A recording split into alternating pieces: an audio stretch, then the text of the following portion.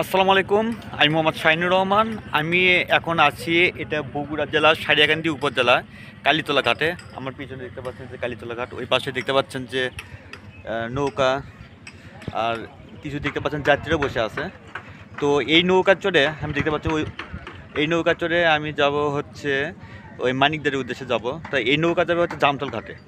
তা এই জামতল ঘাটে যখন যাব ওখান থেকে আমি পায়ে হেঁটে প্রায় 2 থেকে 3 কিলো রাস্তা আছে, ওখান থেকে আমাকে যেতে হবে মানিকদারে, পায়ে হেঁটে যেতে হবে। তো আমি নৌকা চড়ে যাব। তো ভিডিওটি শেষ পর্যন্ত দেখুন। তো দেখতে পাচ্ছেন যে কালীতলা ঘাটে কিছু ছাগল তাদের গা চুলকাচ্ছে, দেখতে পাচ্ছেন। খুব ভালো লাগছে আর কি। এই পাশে দেখতে পাচ্ছেন যে যাত্রীরা অপেক্ষা করছে। ওই যে সামনে যে নৌকাটা দেখতেছেন, ওই নৌকা চড়ে যাবে হচ্ছে জামতল ঘাটে। তো এখান থেকে আমি যাব মানিকদার। আমি এই নৌকাতে চড়ে যাব হচ্ছে মানিকদার। ওখানে দেখতে পাচ্ছেন কিছু কিছু যাত্রীরা বসে আছে, দেখতে পাচ্ছেন। এই পাশে লোকজন অপেক্ষা করছে আর কি। তো আমি নৌকার ভিতর উঠলাম, দেখতে পাচ্ছেন আমার সাথে অনেকে উঠেছে, লোকজন 2-1 জন করে উঠতেছে।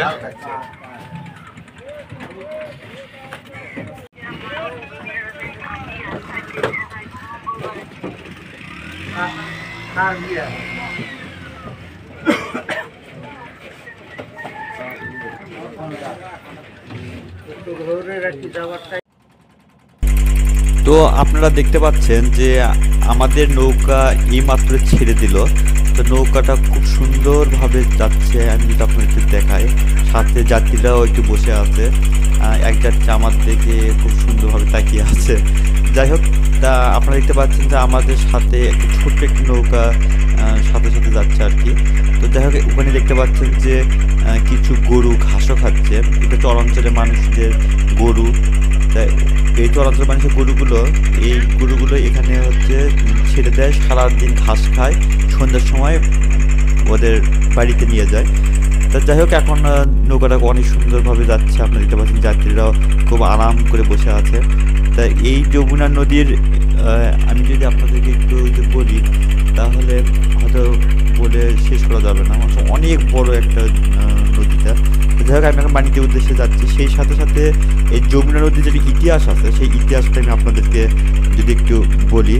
আসলে যমুনা নদী বাংলাদেশের একটি গুরুত্বপূর্ণ নদী এবং ব্রহ্মপুত্র নদের প্রধান শাখা। এটি মূলত ব্রহ্মপুত্র নদের নিম্ন প্রবাহ নামে পরিচিত।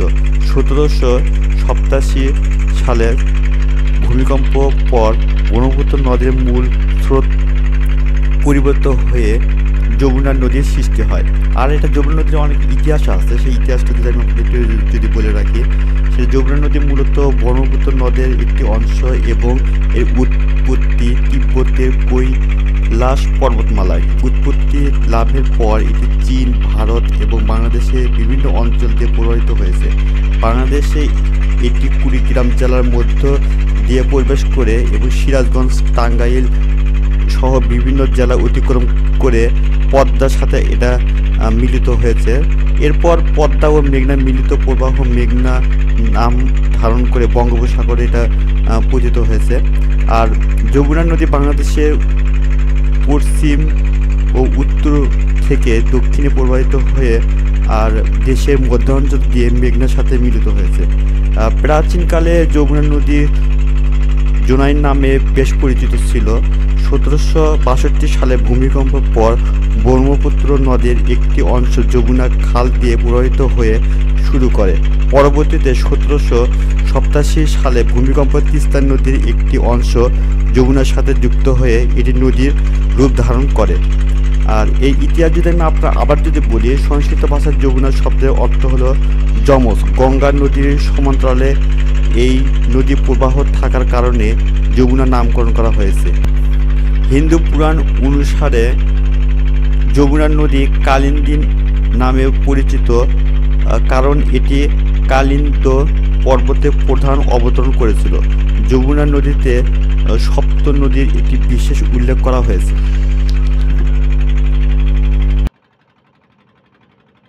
তো নৌকা থেকে নামলাম, আপনারা যমুনা নদীর ইতিহাসটাও জানতে পারলেন। তা আমি এখন এই নদীর যে একটা বাঁধ আছে সেই বাঁধ দিয়ে আমি হেঁটে হেঁটে যাচ্ছি। ওই পাশে দেখতে পাচ্ছেন উঁচু পাহাড়ের মতো মনে হচ্ছে। তা এই জায়গায়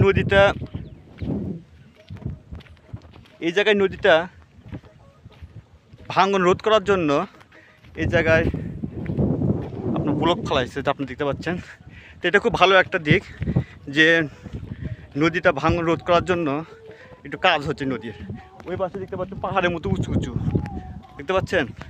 তো এই জায়গায় মাটিটা মানে খনন করে ওই জায়গায় উঁচু করে রাখছে। যাই হোক, তাই আমি আস্তে আস্তে হেঁটে হেঁটে যাচ্ছি, দেখতে পাচ্ছেন যে। তো আসলে চর অঞ্চলে এই রাস্তাঘাট আমি হেঁটে হেঁটে যাবো, আপনাদেরকে দেখাবো। এবং এই জায়গায় আমার কাছে যদি আপনারা যদি বলেন বাংলাদেশে সবচেয়ে সৌন্দর্য জায়গা কোনটা, আমি এক বাক্যে বলবো যে চরাঞ্চল। কারণ এই জায়গায় কোনো লোকজন অনেক কম থাকে, তারপরে একটা সুন্দর একটা বাতাস, তা খুব মনোমুগ্ধকর পরিবেশ আমার কাছে ভালো লাগে। যেহেতু গাড়ি নেই, এটা ঠিক আছে, চলাচলের রাস্তাঘাট খুব একটা নেই, কিন্তু আমার কাছে সবচেয়ে চরাঞ্চলে বেশি ভালো লাগে। কারণ আপনারা দেখতে পাচ্ছেন আমি হেঁটে হেঁটে যাচ্ছি, লোকজনও নেই। তো সবচেয়ে বেশি একটা আমার কাছে খুব আমি বলবো যে সবচেয়ে বেস্ট একটা জায়গা হচ্ছে চরাঞ্চল। তো আমি এখন যাচ্ছি জামতলঘাটে নেমে আমি মানিকদারের উদ্দেশ্যে রওনা হচ্ছি। তো এখান থেকে প্রায় আমি একবার প্রথম ভিডিওতে বলেছিলাম 2 কিলো, কিন্তু আসলে 2 কিলো হবে না, অনেক বেশি হবে। প্রায় আপনার 5 কিলো মতন হয়ে যাবে আর কি, এই জামতলঘাট থেকে মানিকদারে, এর বেশি হবে না। এখন আমি 2-1জনের কাছ থেকে শুনলাম যে 5 কিলো। তা যাই হোক, আমি হাঁটা শুরু করলাম। তাই একে পাশে দেখতে পাচ্ছেন নৌকা, দেখতে পাচ্ছেন। তো যাচ্ছি, দেখা যাক, বাদ দেখে আল্লাহর ইচ্ছা। আল্লাহ যদি রহমত করে, আমার পাটা যদি ঠিক থাকে, দেখতে পাচ্ছেন আমি হেঁটে হেঁটে যাচ্ছি, তো পাটা যদি ঠিক থাকে ইনশাল্লাহ আমি 5 কিলো ইনশাল্লাহ হেঁটে যেতে পারবো ইনশাল্লাহ। তো আপনারা এভাবে আবার আমাকে ওই 4টের নৌকা আবার ধরতে হবে। কারণ এই 4টের নৌকা যদি মিস করি তাহলে আমার এখানে থেকে যেতে হবে। তো যেভাবে হোক আমাকে ওই 2টার দিকে মানিকদারে যাবো, তার 2টার দিকে এখান থেকে ব্যাক করতে হবে। যেহেতু গাড়ি নেই সেই জন্য আমাকে ওখান থেকে মানিকদারে যখন 2টা বাজবে তখন ওখান থেকে ব্যাক করতে হবে, আর এখানে 4টে নৌকা ধরতে হবে। তো আমি আপনাদের একটা কথা বলে রাখি ভাড়ার বিষয়ে। যদি আপনারা বগুড়া থেকে জামালপুরে আসতে চান, অনেকে এটা আসে, অনেকে আমাকে ফোনও দেয় যে ভাই জামালপুরে কিভাবে যাব। তা আপনারা একটা কাজ করতে পারেন, যদি আপনারা খুব কাজের চাপ থাকে তো সকালে আসবেন, সকালে 8টার থেকে এই জামতল ঘাটে আপনারা আসতে পারবেন, সেটা কালীতলা ঘাটে। সকাল 8টা থেকে কালীতলা ঘাটে আসবেন। কালীতলা ঘাটে এসে আপনারা ওই জামতল ঘাটে সকাল 8টার দিকে আপনারা কালীতলা ঘাটে আসবেন। তো কালীতলা ঘাটে এসে ওই নৌকা নেবেন, নৌকা এখানে জামতল ঘাটে নৌকা আছে। তো এখানে নৌকা ভাড়া নেবে 200 থেকে 300 এবং 150 টাকাও নিতে পারে। লোকজন যদি বেশি হয় তাহলে আপনার 200 টাকা নেয়, এটা স্বাভাবিক। কিন্তু যখন লোকজন কম থাকে তখন একটু তখন আপনার 200 টাকা নেয়, 200 থেকে 300 টাকা পর্যন্ত ওনারা নেয়। সেজন্য আপনারা সকালে যদি আসেন তো এখানে আসতে লাগবে, জামতল ঘাটে পৌঁছে দেবে 1 ঘন্টা, 1 ঘন্টার ভিতরে আপনার এখানে আসতে হবে। তাও ওখান থেকে আপনার বাইলুজুড়ি এখানে অটো পাবেন, ওই অটো চলে আপনার চলে যাবেন হচ্ছে বাইলুজুড়ি, সেখান থেকে আপনার জামালপুর যেতে পারবেন। তো অনেকে এটা বলে। তা আপনার নৌকা ভাড়াটা যদি কথা বলি, যদি রিজার্ভ নেন তাহলে 200 থেকে 300 টাকার মধ্যে আপনারা ওনারা নিবে। আর নৌকা ভাড়ার যদি কথা বলি সেটা হলো যে সকাল 11টা আছে, আবার 2টায় আছে, আর বিকাল 4টায় আছে। তা সেটা আপনাদের তখন নৌকা ভাড়া নেবে 80 টাকা করে। তা এই 80 টাকা দিয়ে আপনারা এই জামতল ঘাটে আসতে পারবেন। আর যদি আপনার জামতল থেকে যদি সাইডাকানি কালীতলা ঘাটে আসতে চান তাহলে তখন আপনারা এখানে ওখানে আপনার 11টা, তারপর 2টা, আবার 4টা, ওই একই টাইম। তো নৌকা ভাড়া ওই 80 টাকা নেবে। তো আপনারা সেটা আপনাদের উপরে নির্ভর করতেছে এখন আপনারা কী করবেন। তো আমি যদি আপনাদেরকে একটু বলে রাখি, সেটা হলো যে নৌকা ভাড়াটা এখানে অনেক বেশি, এই 1 ঘন্টা নৌকা চলে প্রায় আপনার ওই নিবে হচ্ছে 200-300। তারপর যদি নৌকা যান তাহলে হয়তো আপনার 80 টাকা করে নিবে আর কি। তো আমি এই নদীর কাছ থেকে আমি এখন চলে এসেছি রাস্তায়। এটা হচ্ছে চরাঞ্চল রাস্তা, দেখতে পাচ্ছেন। এটা রাস্তা নাকি আল্লাহ পাক ভালো জানে। আর চতুর্পাশে ঘুরে ঘুরে দেখাচ্ছি। তো এইভাবে আমাকে হেঁটে হেঁটে যেতে হচ্ছে। আসলে মানিকদারে যাওয়ার রাস্তাটা এখানে, এটা হচ্ছে মানিকদার যাওয়ার একটা রাস্তা। তা জামতল ঘাট থেকে আমি হেঁটে হেঁটে রওনা দিচ্ছি। তো আর হ্যাঁ, আপনারা যদি মানিকদার যদি যেতে চান নৌকা ভাড়া নিয়ে, তাহলে ওখানে দুপুর ওই কালীতলা ঘাট থেকে দুপুর 2টার নৌকা আছে, আর বিকাল 4টার নৌকা আছে। আর মানিকদার থেকে আপনি যদি ওই কালীতলা ঘাটে বা সারিয়াখানে যদি যেতে চান, তাহলে আপনাকে ওই মানিকতলা আপনার ওখানে সকাল 8টায় একটা নৌকা আছে, আর সকাল 10টায় এটার নৌকা ভাড়া নেবে আপনার 100 টাকা। তো আমি এখন আস্তে আস্তে এই রাস্তা দিয়ে হেঁটে হেঁটে যাচ্ছি, কারণ আমাকে ওখানে মানিকতে থাকার জায়গা নেই, যার জন্য আমাকে এই সকালে উঠতে আমাকে যেতে হচ্ছে। তো যদি মানিকতে যদি থাকার যদি আমার জায়গা থাকতো বা স্বজন যদি থাকতো, তাহলে আমি ওই দুপুর 2টার দিকে আমি রওনা দিতাম কালীতলা ঘাট থেকে, আর বিকাল 4টার দিকে রওনা দিতাম। তো ওদের আসলে কি বিকালে ওখান থেকে মানিকদার থেকে সারিয়াখানিতে আসা বিকালে নৌকা নেই, যার জন্য একটু সমস্যা, যাত্রীদের একটু সমস্যা হয়ে যায়। তো যাই হোক, আমি একটু আস্তে আস্তে হেঁটে হেঁটে যাচ্ছি। এখানে কোনো লোকজনও নেই, আমি একা আস্তে আস্তে যাচ্ছি। চতুর্পাশে দেখতে পাচ্ছি 2-1টা করে ঘরও আছে। ওই পাশে দেখতে পাচ্ছেন একটা ঘর, মানে ঘরগুলো এমন একটা জায়গায়, সেটা হলো যে একটু ফাঁকা ফাঁকা জায়গায়, মানে একবারে সারিবদ্ধভাবে নেই। আসলে নদী ভেঙে যায় এই অবস্থা হয়ে গেছে। নদী যদি ঠিকমতো যদি না ভাঙতো, তাহলে এই সমস্যাটা হতো না। ওই পাশে দেখতে পাচ্ছেন যে নদী, দেখতে পাচ্ছেন আমার কাছ থেকে প্রায় এখান থেকে সামান্য কয়েকটা গজ গেলেই সামান্য দেখা যাচ্ছে নদী দেখা যাচ্ছে। আপনারা দেখতে পাচ্ছেন ওই পাশে নদী। আমার সামনে দেখতে পাচ্ছেন বিশাল বড় একটা যমুনা নদী। এই পাশে দেখতে পাচ্ছেন নৌকা বাঁধা আছে। এই পাশে দেখতে পাচ্ছেন যমুনা নদী, খালি পানি আর পানি। আসলে নদীর পানিটা প্রায় 1 সপ্তাহ আগে প্রচুর বৃদ্ধি পেয়েছে, দেখতে পাচ্ছেন। তো এখানে আশেপাশে লোকজন না। এই পাশে দেখতে পাচ্ছেন যে কিছু গাছও দেখতে পাচ্ছেন। তা আসলে এইভাবে আমি হেঁটে হেঁটে যাচ্ছি মানিকদারের উদ্দেশ্যে। কোনো যানবাহনও নেই। যদি যানবাহন যদি থাকতো, তাহলে আমাকে এভাবে হেঁটে হেঁটে যাওয়া লাগতো না। তা আপনারা হয়তো জানেন যে চর অঞ্চলে সাধারণত যে একমাত্র, তো আপনারা সবাই জানেন চর অঞ্চলে সাধারণত যে গাড়ি ঠিকমতো পাওয়া যায় না, এভাবে হেঁটে যাওয়া আসা করা লাগে। তো ওদের একমাত্র চলাচলের জন্য হচ্ছে নৌকা। তাই ঠিকমতো নৌকা পাওয়া যায় না। নিজস্ব নৌকা হলে ওরা যাতায়াত করে, যেহেতু আমার এখন নিজস্ব নৌকা নেই, তা সেজন্য আমাকে হেঁটে হেঁটে যাওয়া লাগতেছে।